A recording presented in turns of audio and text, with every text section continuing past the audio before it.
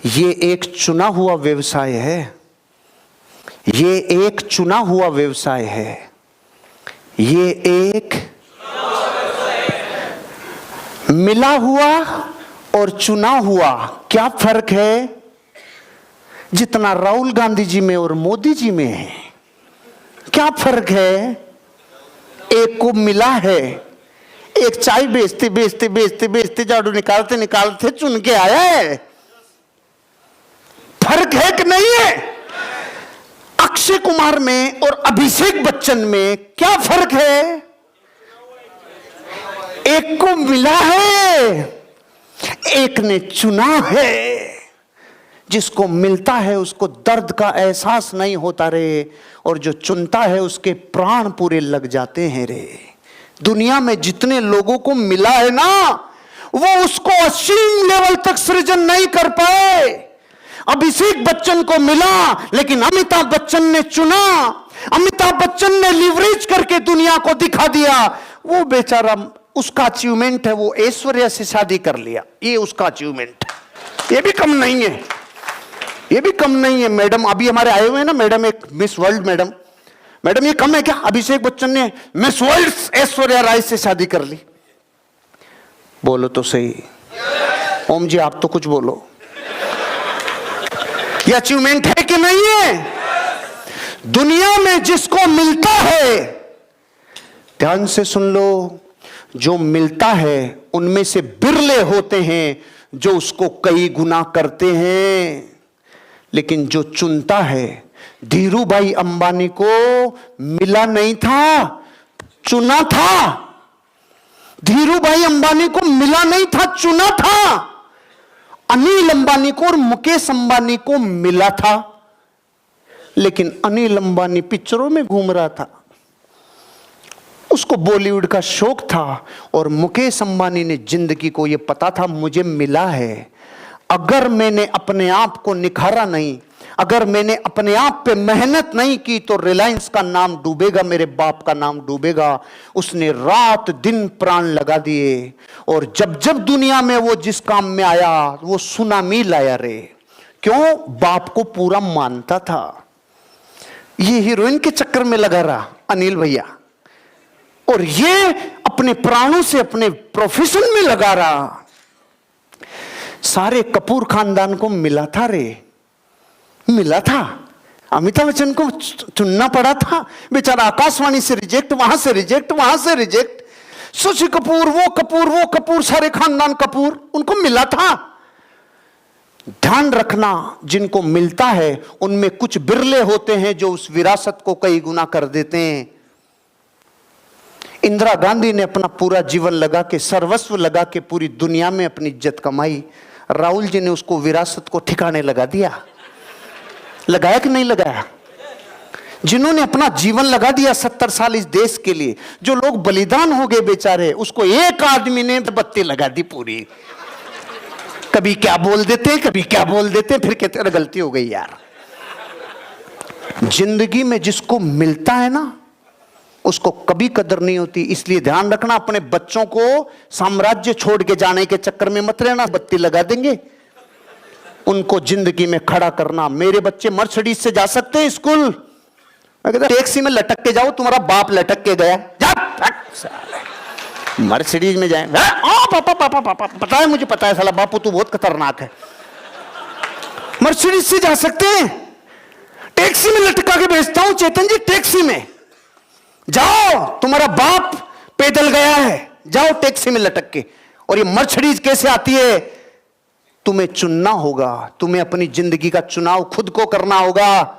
अपनी जिंदगी का निर्माण वो करता है जो चुनता है, क्योंकि चुनना अपने जीवन का एक सर्वश्रेष्ठ जिंदगी है। चुनो, ये व्यवसाय, ये प्रोफेशन को चुनता है जो आदमी। अच्छा करने के लिए कठोर बनना पड़ता है। अगर मैं मेरे बच्चों को पुचकारूं ना ऐसे, बेटा मैंने तुम्हारी इतनी व्यवस्था तो कर दी कि तुम्हें जिंदगी में किराया इतना आएगा कि तुम्हारी तो कट जाएगी, तुम मस्त रहो ना। मैं साड़ों की ऐसी तशरीफ लाल करता हूं इनकी दोनों की, क्योंकि मेरी हुई थी।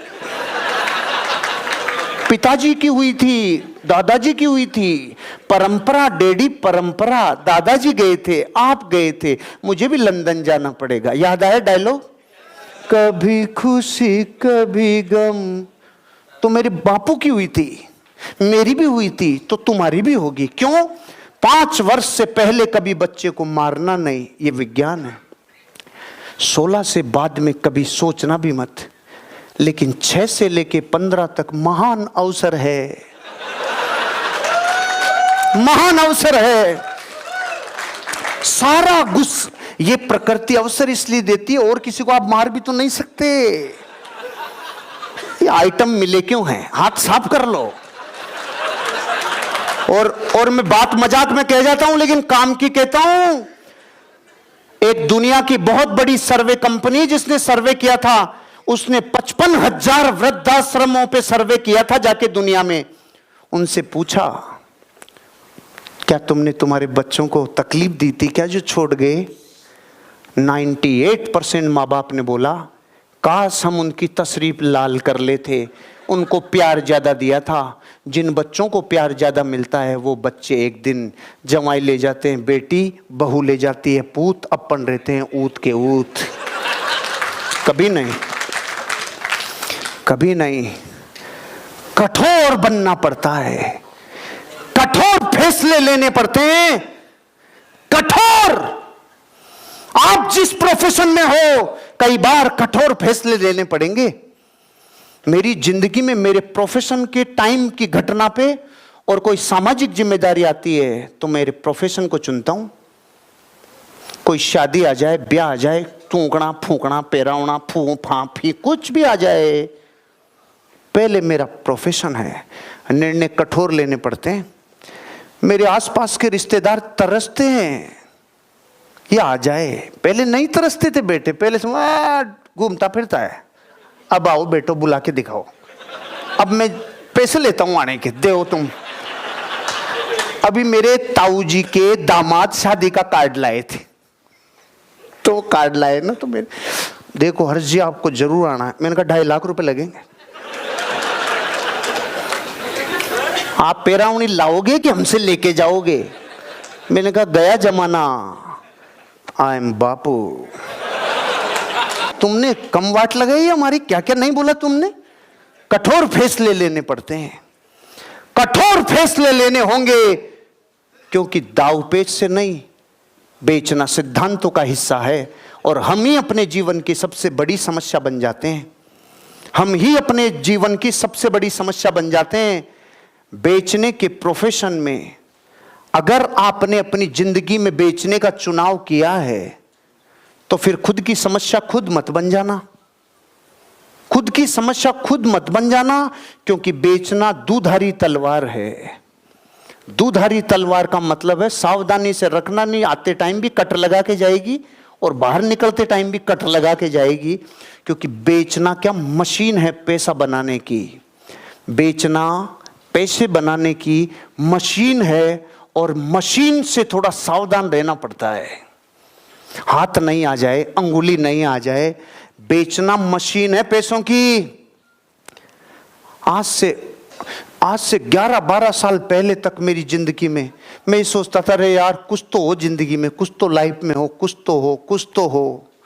मेरे सोर्स ने मेरे जीवन के 7 ऐसे रिसोर्स क्रिएट कर दिए। मुझे पता तब चलता है जब खाते में पैसे आ गए। और तो मैं देखता हूं ये कहां से आए, ये कौन से बड़ा है, ये कौन से बड़ा है, ये क्या कौन से बड़ा है ये। इस टाइम लगातार वीडियो देखते चलना। अभी तो साइंस चल रही है लक की, इसके बाद साइंस आएगी वेल्थ की। पहले मैंने जब आपको जिंदगी में बताया था मॉडल, वो टी हार्वेकर मॉडल था। अब की बार जापानी मॉडल है, उससे बापू ली कोशिंग मॉडल। देखते रहना, लगातार सुनते रहना। देश के 30 करोड़ से ज्यादा लोगों की जिंदगी मरने से पहले बदल के नहीं जाऊं तो मेरा नाम बदल देना आप जिंदगी में। उनको सक्सेस और उनकी खुशियां नहीं दूं तो अपनी समस्या खुद मत बनना। धरती पे दुनिया में कोई आपकी समस्या नहीं है, खुद के अलावा कामयाबी को कोई माइका लाल रोक नहीं सकता। अगर आप कामयाब जीवन में हो नहीं रहे हो तो आप ही वजह हो, दूसरा नहीं है, आप ही हो, कोई दूसरा नहीं है। अरे कोई वस्तु दूसरे वस्तु में हस्तक्षेप नहीं कर सकती, यह धरती का अनमोल नियम है। आप अपनी जिंदगी की बीमारी खुद बन जाते हो। सेल्स की दुनिया में जिसने खुद को जीत लिया वो हर समस्या को जीत लेता है।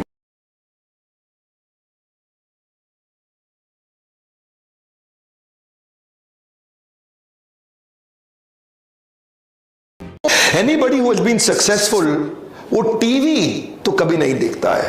मैं देख रहा हूं लोगों को, टीवी आज केवल एक एवरेज मेंटालिटी का एवरेज आदमी देखता है। बुद्धिमान आदमी टीवी कभी भी नहीं देख रहा है। TV what is television? Television is not television, it is tell lie vision. ये झूठ का डब्बा है। 90% लोग जो टीवी देख रहे हैं, ये सर्वे में बताया गया कि वो संसार को लेस रियलिस्टिकली देख पा रहे हैं। एक सर्वे बताता है एक दिन में 1 घंटे से ज्यादा टीवी देखने वाला आदमी, उसका ब्रेन की capacity of critical thinking, analytical ability, miss information और मिस इंटरप्रिटेशन के कारण उसके सक्सेस रेशियो को 80% से ज्यादा घटा देता है।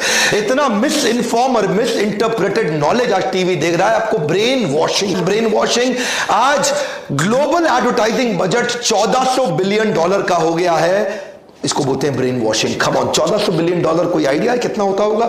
$1400 बिलियन में आप लगभग 50 देश खरीद सकते हैं, 5 बड़े और 45 छोटे। बहुत बड़ा अमाउंट है। ये सारे बड़े ब्रांड्स अगर अपने प्रोडक्ट को ठीक करने में पैसा लगाते ना, ज्यादा फायदा होता। ये सारे बड़े ब्रांड आपके माइंड को ब्रेन वॉश करने में पैसा लगा रहे हैं। इसीलिए टीवी कमाल हो गया है। आज ही टीवी देखना बंद कर दो। बुद्धिमान आदमी टीवी नहीं देखता, यूट्यूब पे शिफ्ट हो जाइए। अगर आपको देखना भी है, अच्छी बायोग्राफी बेस्ड पावरफुल मूवीज देखिए। वो मूवी देखिए जो आपके जीवन में एक्सेस पॉइंट और रेफरेंस पॉइंट देता है ग्लोबल लीडर का। वो मूवी देखिए जो जिंदगी में आपको जे कर्व ऑफ ग्रोथ देता है। प्रत्यक्ष को प्रमाण की आवश्यकता नहीं, मैं आपको अपना खुद का उदाहरण देना चाहता हूँ।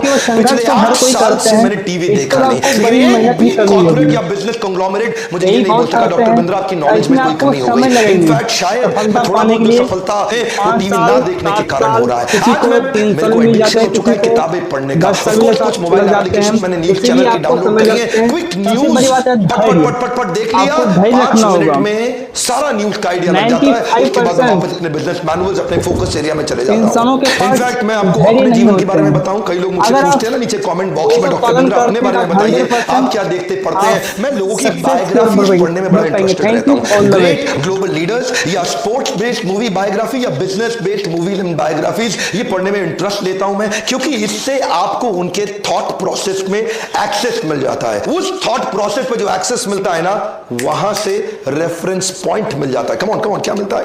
रेफरेंस पॉइंट मिलता है। If they can do you can, if they can do you can do. ये कर लेगा तो आप क्यों नहीं कर सकते? ये मेरा आपसे प्रश्न है, किसका रेफरेंस पॉइंट जनरेट कर रहे हैं? कई लोग देखते हैं बिग बॉस, दूसरे के घर में झांक के देखो बिग बॉस में कि उसके घर में क्या हो रहा है। उसके घर peeping into somebody else's house, झांक के देखने की ट्रेनिंग दे रहा है बिग बॉस आपको। उसके घर में झांक के देखने की ट्रेनिंग दे रहा है। वही आप आके अपने पड़ोसी मोहल्ले, अपने ऑफिस, अपने रिश्तेदारी में करते हैं और वहीं से पॉलिटिक्स जनरेट होती है। Garbage in garbage out, good in good out, negative in negative out, positive in positive out. जो अंदर जाएगा वही तो बाहर आएगा। क्यों देख रहे हैं ऐसे बिग बॉस जैसे प्रोग्राम? पिछले 10 साल में मैंने लगभग 10 पावरफुल मूवीज देखी हैं जो मेरे जीवन के स्तर को उठा चुकी हैं। अगर भाग मिल्खा भाग दोबारा आएगी तो देखूंगा, चक दे इंडिया दोबारा आएगी तो देखूंगा, मैरी कॉम दोबारा आएगी तो देखूंगा, महेंद्र सिंह धोनी की मूवी आएगी तो फिर से देखूंगा, सचिन द बिलियन ड्रीम्स आएगी फिर देखूंगा, नीरजा उस एयर होस्टेस की जिंदगी जिसने कईयों को बचा लिया अपनी जिंदगी को कुर्बान करके, फिर से देखूंगा। सपने देखने वालों के लिए रात छोटी पड़ जाती है, सपना पूरा करने वालों के लिए दिन छोटा पड़ जाता है। ऐसे लोगों की है। हॉलीवुड बहुत सारी बायोग्राफीज पे मूवी बना रहा है। मैंने कई हॉलीवुड की भी मूवी देखी, जैसे मोहम्मद अली के ऊपर अली, इनविक्टस नेल्सन मंडेला पे बनाई गई मूवी, मार्क जुकरबर्ग पे मूवी बनाई सोशल नेटवर्क, और स्टीव जॉब्स। इनकी मूवी देखने से मुझे बिजनेस रेफरेंस पॉइंट मिले, वहां से एक्सेस मिला। और रिसेंटली जॉन ग्रेजर नाम के डायरेक्टर ने हॉलीवुड में एक इंडियन सन्यासी के ऊपर मूवी बनाई। इसका नाम क्या है? हरे कृष्णा, श्रील प्रभुपाद। ये तो कमाल के ग्लोबल लीडर निकले भैया। ना सीड कैपिटल, ना ग्रोथ कैपिटल, ना वेंचर कैपिटल, ना पीई फंडिंग, ना आईपीओ निकाला, लेकिन 40 रुपए लेकर के अमेरिका चले गए, भगवत गीता हाथ में लेके ग्लोबल मूवमेंट तैयार कर दिया। इस सन्यासी का भी मूवी मैंने सुना रहा है 15 दिसंबर को, इनका भी मूवी देखूंगा। हर वो मूवी ऐसे ग्रेट लीडर जो कि ग्लोबल विजन रखते हैं। इन्होंने ना इस्कॉन की स्थापना करी। शायद आप में से कुछ लोगों ने इस्कॉन के बारे में नाम सुना हो। श्रील प्रभुपाद, जिन्होंने ग्लोबल हजारों सेंटर तैयार किए जहां ये भगवत गीता पढ़ाई जाती थी। मैं हैरान हो गया, ऐसे व्यक्ति को 70 साल की उम्र में एक ग्लोबल कांग्लोमरेट बिना पैसे के खड़ा कर दिया।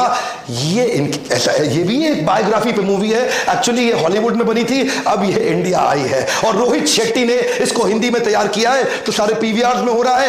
ऐसी मूवीज पावरफुल देखने से इन लोगों के विजन के बारे में समझ में आता है, जो आप अपने जीवन में उतार के तुरंत सीख सकते हैं। ग्लोबल लीडर जीवन में इंप्लीमेंटेशन पे काम करते हैं, इंफॉर्मेशन पे नहीं। इंफॉर्मेशन तो बहुत है, इंप्लीमेंटेशन पे काम करिए। आज ही टीवी देखना छोड़ दीजिए, हो सके तो उठा के टीवी को फेंक दीजिए, बेच दीजिए, अपनी जिंदगी को बचाइए। पावरफुल बायोग्राफी बेस्ड मूवीज देखिए। याद रखिए, टीवी आपको वो दिखाता है जो टीवी दिखाना चाहता है, यूट्यूब पे आप वो देखते हैं जो आप देखना चाहते हैं। एम्पावर करिए अपने आप को, सब्सक्राइब करिए। बहुत लोग आ रहे हैं आज हमारे यूट्यूब चैनल पे, अपने जीवन को बदल रहे हैं। ऐसे वीडियोस देखने के लिए, हमारे साथ जुड़े रहने के लिए आपका बहुत बहुत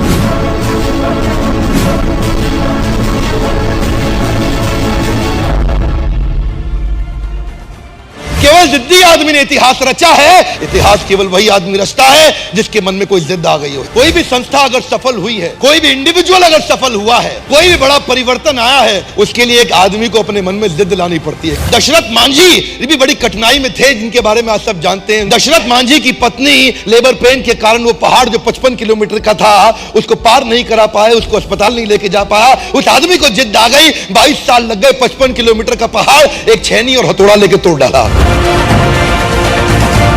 एक सोर्स मोटिवेशन का होता है बिलीफ सिस्टम। बिलीफ सिस्टम ये वो ताकत है, आदमी को कुछ भी करने को तैयार कर देती है। आप जानते हैं मंडेला 27 साल जेल में पड़े रहे, कोई प्रॉफिट नहीं, इंसेंटिव नहीं, बिलीफ सिस्टम बड़ा पावरफुल था। गांधी एक बड़ा परिवर्तन क्यों लेके आए? उनको ट्रेन से पहले दर्जे की टिकट साउथ अफ्रीका से धक्का देके बाहर निकाल दिया। अंग्रेजों ने क्या बोला? तेरे को हक नहीं है पहली टिकट लेकर के पहले डब्बे में सफर करने का। गांधी ने बोला मेरे पास टिकट है, बोला तू नहीं बैठ सकता, बाहर निकल यहां से। गांधी ने क्या जवाब दिया? तुमने मुझे ट्रेन से निकाला, come back to my country, I show you. मैं तुम्हें पूरे देश से बाहर निकाल दूंगा, मैं तुम्हें पूरे देश से बाहर निकाल दूंगा। एक आदमी कभी भी इतिहास रचता है किसी जिद के कारण, एक बिलीफ सिस्टम के कारण। यह बिलीफ सिस्टम कमजोर भी हो सकता है, मजबूत भी हो सकता है। यह बिलीफ सिस्टम ऑर्डिनरी भी हो सकता है, एक्स्ट्रा ऑर्डिनरी भी हो सकता है। मेरी कौम जो बचपन से बहुत तकलीफों के साथ रही, एक लड़के को उसने नॉर्थ ईस्ट के एशियन गेम जीतते हुए देख लिया, उस दिन उसको जिद आ गई कि मैं खुद अपने स्टेट का नाम करूंगी। उस दिन उसको जिद आ गई, बहुत बड़ी हो चुकी थी, आज तक कभी बॉक्सिंग नहीं करी, लेकिन उसने कमाल कर दिया। लोग जब भी कमाल करते हैं किसी जिद के कारण करते हैं। ऑर्डिनरी मेंटालिटी के लोग ऑर्डिनरी जीवन बिता करके मर करके चले जाते हैं संसार से, उनको कोई नहीं पूछता। केवल एक्स्ट्रा ऑर्डिनरी आदमी कर सकता है कोई काम। ऐसा कोई हिंदुस्तानी जो भगत सिंह के बारे में ना जानता हो। उसके पिताजी ने बोला, उसकी मां ने बोला, बेटे तेरी शादी तय हो गई है, तेरी शादी तय हो गई है। कानपुर चिट्ठी लिख करके भाग गए छोड़ के वहां से, कि बोले कि मैंने अपना ये शरीर आज अपने देश को दे दिया है। बहुत बड़े कारण के लिए, एक लड़की को नहीं देना चाहता ये जीवन, पूरे देश को देना चाहता हूं। बड़ा जिद्दी आदमी थे। आज एक जिद्दी आदमी ही कोई बहुत बड़ा काम कर सकता है। उसके लिए चाहिए बिलीफ सिस्टम। जानते हैं, कोई भी व्यक्ति आप देख लीजिए, चाहे लिंकन हो या गांधी हो या टेरेसा हो या बच्चन हो या मंडेला हो या कोई भी हो, हर आदमी के जीवन में बड़ा संघर्ष था, पर उसने एक काम किया, बाउंस। एक लाइन करोड़ों अरबों रुपए की बोल रहा हूं, दोबारा सुन लेना। जो सबके होते हैं ना, वो किसी के नहीं होते हैं। जो सबके होते हैं ना, वो किसी के नहीं होते, और जो किसी एक का होता है वो सबका कभी नहीं होता। इसलिए अपनी जिंदगी एक जगह, एक अवस्था